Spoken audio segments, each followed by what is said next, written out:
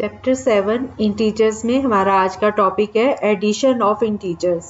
हमें whole numbers add करने आते हैं क्योंकि वो सारे पॉजिटिव नंबर्स हैं, प्लस का साइन है उसमें, माइनस वाला नहीं है। जबकि इंटीजर्स में नेगेटिव नंबर्स भी आ जाएंगे, पॉजिटिव नंबर्स भी आ जाएंगे और ज़ीरो भी आ जाएगा। अगर दो नंबर्स हम ऐड करना चाहते हैं और दोनों पॉजिटिव हैं, फिर तो इजी है, आपको प्लस करना आता है। लेकिन मान लो उसमें एक नंबर पॉजिटिव है और दूसरा नेगेटिव है, या दोनों नंबर नेगेटिव्स हैं, तो फिर उस केस में हमने कैसे करना है इसको वो सिखाती हूँ मैं आपको। इसका प्रोसीजर है, सबसे पहला स्टेप, हम लोग नंबर्स को रिप्रेजेंट करेंगे नंबर लाइन पे। इससे बहुत इजी हो जाता है कैलकुलेट करना भी। तो सबसे पहला स्टेप हमारा ये होगा कि हम एक नंबर लाइन ड्रॉ करेंगे और उसके ऊपर इंटीजर्स को मार्क कर देंगे। 0 सेंटर में आएगा, 0 के बाद राइट साइड पे थोड़ी दूरी पे 1, एक यूनिट के बाद 1 ले लें, उसके बाद एक यूनिट छोड़ के फिर 2 ले लें, फिर एक यूनिट छोड़ के 3, ऐसे करते करते कुछ नंबर्स ले लें। और ऐसे ही लेफ्ट साइड पे नंबर लाइन में 0 की लेफ्ट साइड पे -1, -2, -3 ऐसे करके कुछ नंबर्स यहाँ पे ले लें।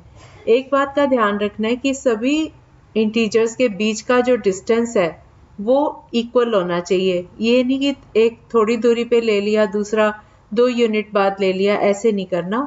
हर एक को इक्वल इंटरवल पे लेना है हमने। अब हम अपने 2 नंबर लेते हैं जिनको हमने ऐड करना है। तो पहले नंबर को प्लॉट कर लो, ढूंढो कि वो वाला नंबर कहाँ है। फिर दूसरा नंबर ले लो, उसको भी उसके पॉइंट पे जो भी नंबर है, जिस जगह पे है नंबर लाइन पे, उस जगह पे उसको प्लॉट कर लो और उसको छोटा छोटा एक सर्कल बना के उसको मार्क कर लो। अब आप काउंट करते हुए पहले नंबर से दूसरे नंबर की तरफ जाएंगे। उसका जो रिजल्ट आएगा वो आपका आंसर होगा। हम एक एग्जांपल लेते हैं। हम एक नंबर लेते हैं 3 + 4। अब देखो इसमें दोनों पॉजिटिव नंबर्स हैं, तो हम क्या करेंगे, नंबर लाइन ड्रॉ करके 0 से आगे 1 2 3 पे आगे 3 को सर्कल कर लिया हमने। अब 0 से लेके 3 तक एरो लगा सकते। अब हम 3 स्टेप्स आगे चले गए 0 से। अगला नंबर है +4, तो ये भी आगे, अब 3 से आगे 4 स्टेप्स आगे जाएंगे। तो 3 के बाद अगला स्टेप आया 4, फिर 5, फिर 6 और फिर 7। ये 3 से लेके 7 तक 4 स्टेप्स हो जाते हैं। तो अब हम 0 से स्टार्ट किया था हमने, और पहले हम 3 पे आए और 3 से आगे स्टार्ट करके 4 स्टेप्स आगे गए तो हम 7 पे पहुंच गए। तो हमारा आंसर आ गया 3 + 4 = 7। अब हम नंबर्स लेते हैं, एक नेगेटिव और एक पॉजिटिव। -3 + 4। अब इसको प्लॉट करने के लिए हमने वैसे ही नंबर लाइन ड्रॉ की और इंटीजर्स को प्लॉट कर लिया जैसा मैंने सिखाया। और अब 0 से पहला डिजिट है हमारा -3, तो हम अब 0 से लेफ्ट साइड की तरफ चलेंगे 3 स्टेप्स, क्योंकि ये -3 है इसलिए लेफ्ट साइड पे चलेंगे। तो -1 आया, -2 आया और -3 आया, 3 स्टेप्स हो गए। यहाँ से 0 से एक रेक्टेंगुलर एरो लगा लेंगे कनेक्ट करते हुए -3 पे। अब -3 पे हमने सर्कल कर लिया इस पॉइंट को, -3 एक पॉइंट आ गया। इसके बाद अगला है +4, तो +4 हमने 0 से आगे नहीं जाना, हमने -3 से ही स्टार्ट करना है। अब -3 से अब हम, क्योंकि +4 है तो अब हम राइट साइड चलेंगे। हमेशा याद रखो कि अगर माइनस है तो आपने 0 के लेफ्ट साइड जाना है, और अगर प्लस साइन है तो आपने 0 से राइट साइड जाना है। तो अब हम -3 से स्टार्ट करते हुए 4 स्टेप्स चलेंगे, 4 स्टेप्स चलेंगे। -3 से -2 पे आए, -2 से -1, फिर 0 और फिर 1। अब आप काउंट करके देखो, ये 4 स्टेप्स हो गए जो आपने राइट साइड पे चले। तो इतना चलने के बाद हमने देखा कि हम किस पॉइंट पे पहुंचे हैं, 1 पे पहुंच गए। तो इसका आंसर है 1। तो -3 + 4 = 1। और अगर वैसे इसको सीखा जाए तो 4 के पहले प्लस है, 3 के पहले माइनस है, इसका मतलब है 3 को हमने 4 में से माइनस करना है। अगर हम 3 को 4 में से माइनस करें तो ये आंसर आ जाता है 1। नंबर लाइन पे ऐसे करना है हमने काउंट करके, और अदरवाइज हमने वैसे ही सब्ट्रैक्ट करके देख लेना है।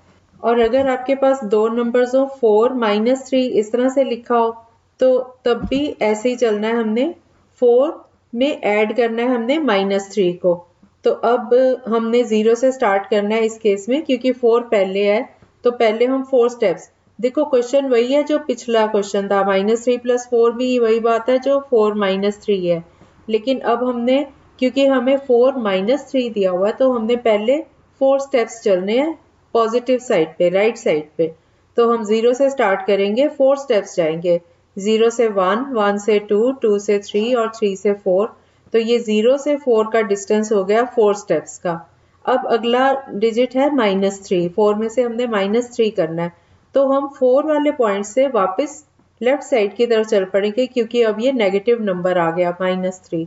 तो 4 से लेफ्ट साइड पे जाते हुए 3 डिजिट्स काउंट करो, तो 4 से 3 पे आए, 3 से 2 पे और 2 से 1 पे, तो ये डिजिट आ गया 1। देखो इसका भी वही आंसर है 1 जो पिछले क्वेश्चन का आंसर था।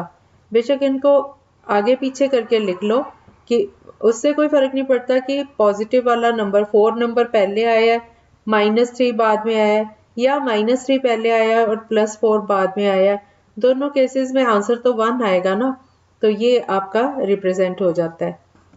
और अगर हमें दोनों नंबर नेगेटिव दिए हो, माइनस में हो, जैसे -3 में ऐड करना है आपने -4, तो -3 में अगर वैसे हम देखें तो -3 प्लस -4, प्लस और माइनस मिलके माइनस हो जाता है, मैंने बताया हुआ है आपको। तो ये -3 और -4 ये दोनों मिलके कितने हो गए, -7।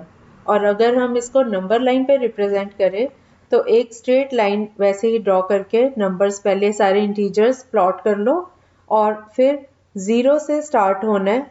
अब क्योंकि दोनों नंबर नेगेटिव हैं और पहला नंबर है -3, तो हम पहले 0 से लेफ्ट साइड पे जाते हुए -3 के लिए 3 स्टेप्स लेफ्ट साइड पे लेंगे।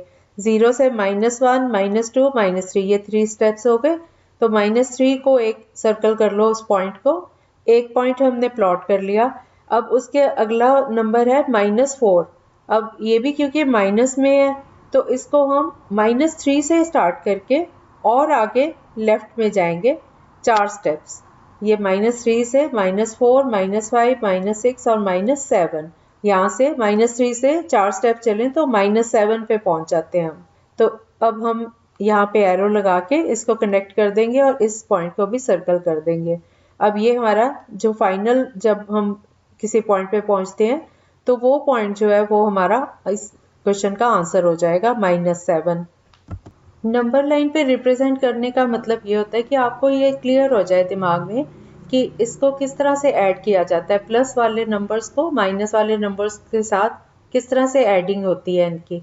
वैसे जब बड़े नंबर्स आते हैं, ये तो छोटे नंबर्स में तो ये प्रैक्टिकल है कि आप इंटीजर्स को नंबर लाइन पे ड्रॉ करके और उस पर कर लो। ज़्यादा से ज़्यादा आप 10-15 नंबर ले लोगे, इससे ज़्यादा नहीं ले पाओगे।